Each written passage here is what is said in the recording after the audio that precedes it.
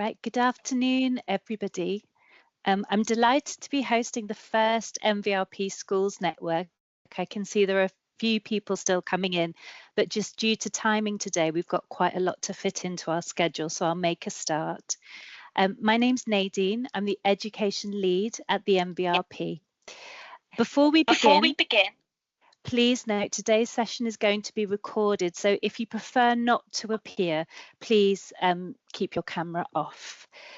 The session will last an hour. It's not designed to be interactive at this point, so please keep your microphones on mute. And if you have any questions as we go along, please pop them in the chat along with your email, and we will get back to you in the coming days.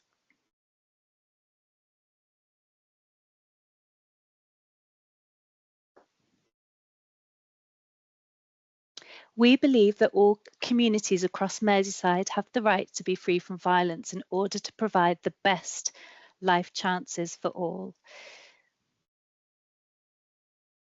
Since 2019, the VRP has been promoting, supporting and delivering violence prevention strategies across our region.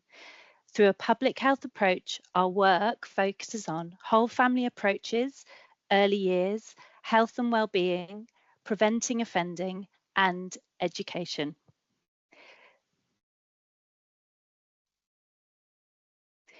With the introduction of the Serious Violence Duty in 2003, we have begun to develop a framework that will continue to enable us to identify how to support our children and young people who are most at risk or affected by serious violence.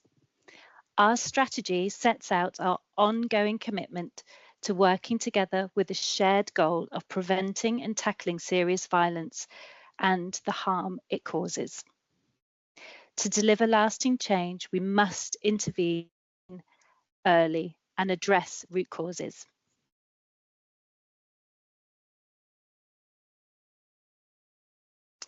We continue to build the Merseyside Serious Violence Asset Directory, which can be found currently on the PCC's website.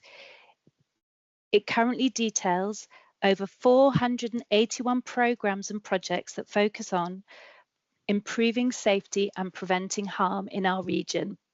For our partners on the call, if you or your organisation are not currently represented here, please do email Georgia Probert, our Serious Violence Duty Programme Manager. So as I've mentioned, the directory is currently on the PCC's website, so you'd need to go on there, go through and see, as I've mentioned, if your organisation is listed.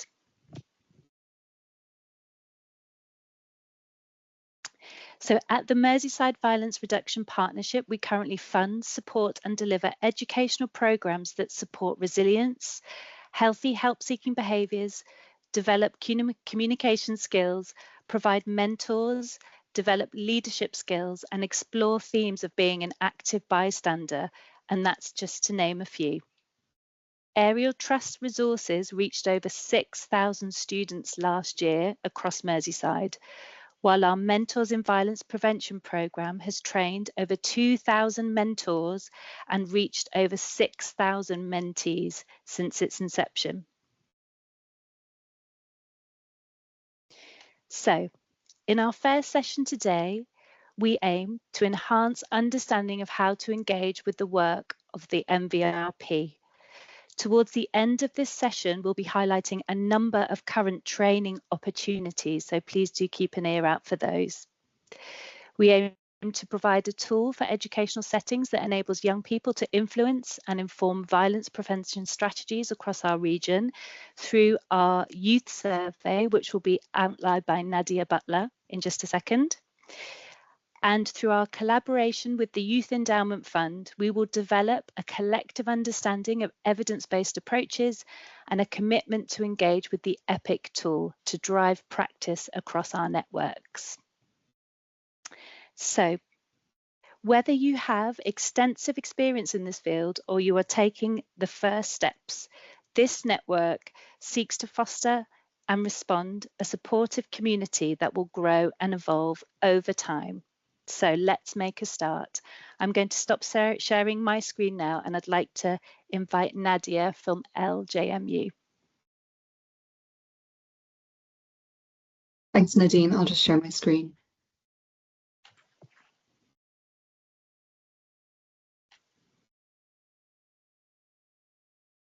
You see, does that come up okay, Nadine? Yeah, perfect. Great. Hi, everyone. So my name is Nadia Butler. I'm a research fellow at Liverpool John Moores University. And we have been commissioned by the MVRP to conduct a survey across Merseyside looking at children, young people, and also university students, feelings of safety, their experience of violence, and well-being, and also engagement in other health risk behaviours.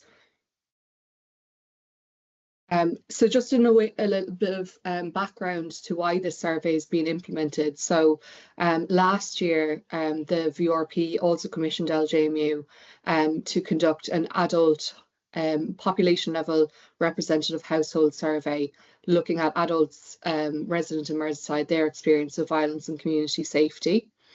So we did this with a market research company. It was a household face-to-face survey of around 5,500 adults.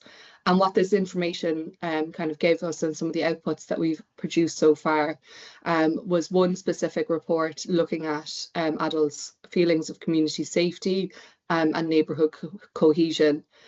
Also their experience of violence victimisation in adulthood. And then looking at adverse childhood experiences, which are markers of any direct harm to the child up to the age of 18 years, and also household dysfunction. So things like growing up in a household where a parent or caregiver was experiencing alcohol or drug use, or who had been incarcerated or witnessing domestic violence. In addition to these kind of main topics that we were exploring, we also collected things like socio-demographics, health and well-being, other health risk behaviours, as I said, so in terms of alcohol use, drug use, smoking, and exposure to the criminal justice system. And as I said, we produced 3 reports, each of the 3 main themes, but also local authority specific reports on those high level findings that are specific to each local authority. And I can pop the links to those reports in the chat afterwards for anyone who's interested. So in terms of some of the key findings that might be relevant or kind of interest to this group, so looking at perceptions of violence across Merseyside, the majority of adults that we surveyed, so 86%, felt that violence is really common in Merseyside in general, and around a third thought that violence was common in their specific neighbourhood where they lived. And again, something that I think might be of interest to this group is that while around 14% felt that themselves as an adult felt personally unsafe from violence in Merseyside generally, around 40% felt that children and young people were unsafe from violence across Merseyside. And while 6% felt personally unsafe from violence in their neighbourhood as an adult, about a quarter felt that children and young people were actually unsafe from violence in their neighbourhood. So adults felt personally that they were, I suppose, they were less likely to feel personally unsafe. There was this general perception and concern from adults across the region that children and young people were particularly unsafe from violence in Merseyside generally, and also from within their own neighbourhood. So then, as I mentioned, we also in that survey looked at adults' experience of adverse childhood experiences before the age of 18. So we looked at the prevalence of 13 different individual ACEs across Merseyside. So the first kind of type of ACE that we look at is direct harm to the child. So things like verbal and physical neglect, physical and sexual abuse. And you can see around a quarter of adults had experienced verbal abuse, for example, as a child. We then looked at markers of household dysfunction. So around 15% of adults said that they'd witnessed domestic violence in their home while they were growing up.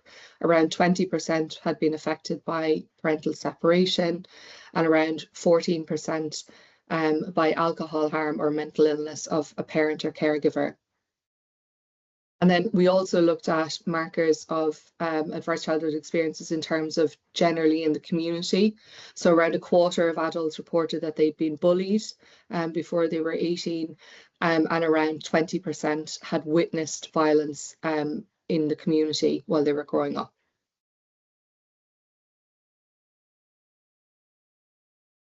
So another feature of these kind of adverse childhood experiences studies is to group the number of ACEs that someone has experienced. This is more of an academic thing, and it doesn't necessarily mean that someone that has experienced ACEs will experience other adversities across the life course. But research does show that the more ACEs that someone experiences in childhood, the more at risk they are of various adverse outcomes across the whole life course. So you can see here from these figures that around half of Merseyside adults reported experiencing at least one of those adversities that I've just spoken about, and around 12% had experienced 4 or more. And this is quite significant as well, because we can compare with other national studies done across the UK. And in terms of where Merseyside sits, these figures are generally higher than what we've seen in other UK studies of ACEs. So it does suggest that the population of Merseyside is experiencing higher levels of ACEs than other populations across the UK.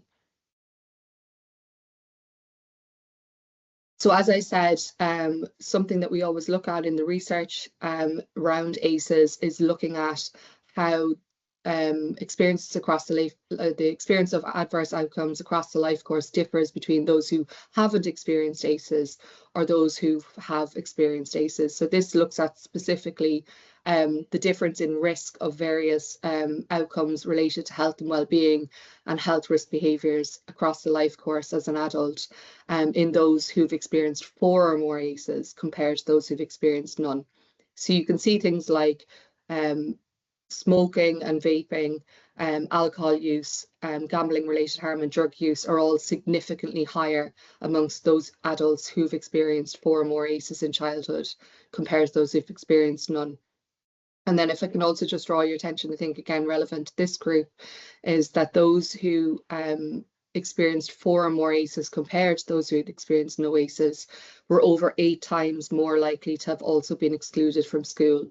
And I suppose this has implications when we think about children experiencing adversity in their home setting, but then also being excluded from school where they don't have support from teachers and other supportive adults or peers to kind of mitigate some of the impacts of ACEs across the life course.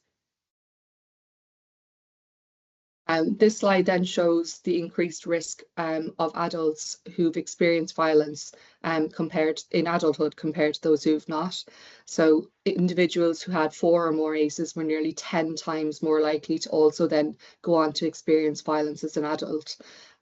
So this suggests kind of that cross-course life course where we're more likely to experience kind of trauma and adversity as a child, and then that also leads you to be at increased risk of experiencing violence as an adult. And again, if we look at it in terms of school exclusion, those who were more at risk of experiencing violence victimization as an adult were 3 times more likely to have also been excluded from school as a child. So again, increasing that school exclusion and the link between ACEs and violence victimization as an adult as well. So that brings us on to what Nadine has already mentioned about the new commission from the VRP to LJMU to conduct a children and young people survey. So obviously we have all that great data from adults, but now we also want to build robust evidence on young people's experience of violence and this generation, their kind of knowledge and understanding around violence and how it impacts their well-being and things like inclusion in school, school attendance and their health and well-being. So the aims of the survey are to understand the extent and nature, as I said, of violence victimization amongst young people.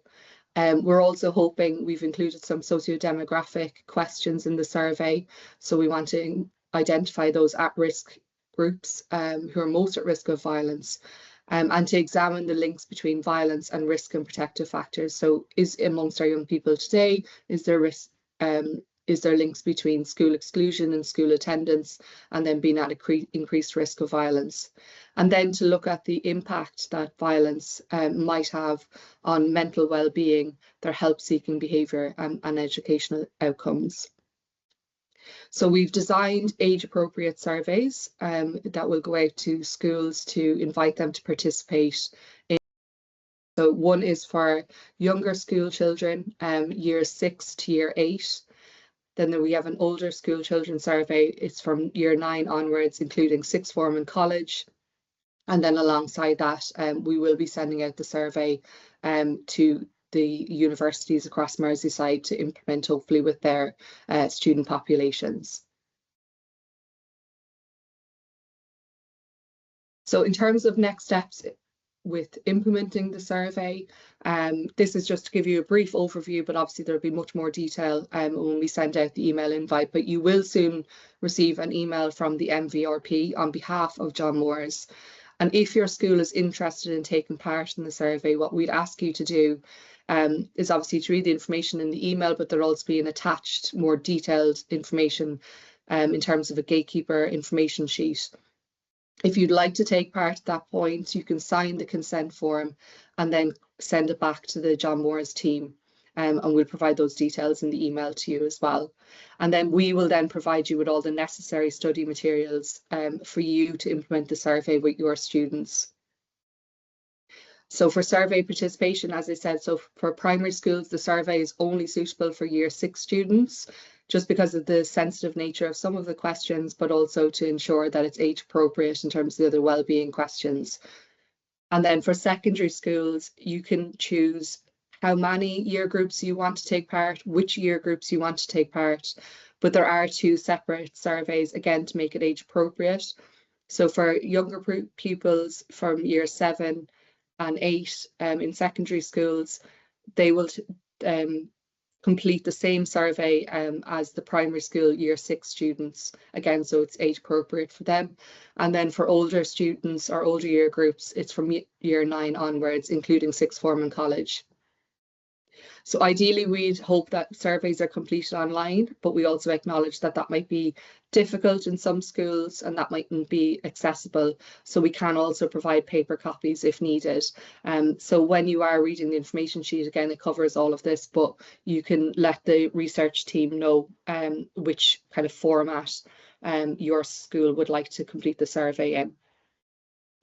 The other major thing that I'd like to flag around the survey and the requirements is around consent. So for children under 16, we do require that you ask parents for opt-in consent. So that means that you will send out a form for parents to read about the survey and then for them to provide their permission for their child to participate in the survey. Again, we'll provide all the relevant consent forms and the information sheets for you to send to parents. And then for children 16 and over, they are allowed to provide their own consent. But we would still ask that you would inform parents that the survey has taken place and that their child is participating, and also the date that you plan to implement the survey, so that parents can be kind of proactive in discussing with their child if they are aware of any kind of changes in mood or issues from participating in the survey. And that might be via your newsletter or a dedicated email or an app, whichever you usually kind of communicate best from your school with parents.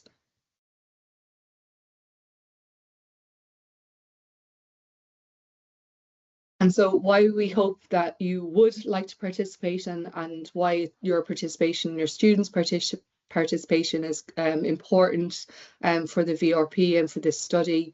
It's really critical that we have locally specific evidence. So there obviously is national evidence on children's experience of violence, but it's not quite as informative or as good as having that locally specific evidence, so that we can look at and understand the extent and nature of children, young people's experience of violence, their feelings of safety, the availability of different supportive adults in their life, whether that's at home or whether that's at school or whether that's in their community, and also their well-being and resilience.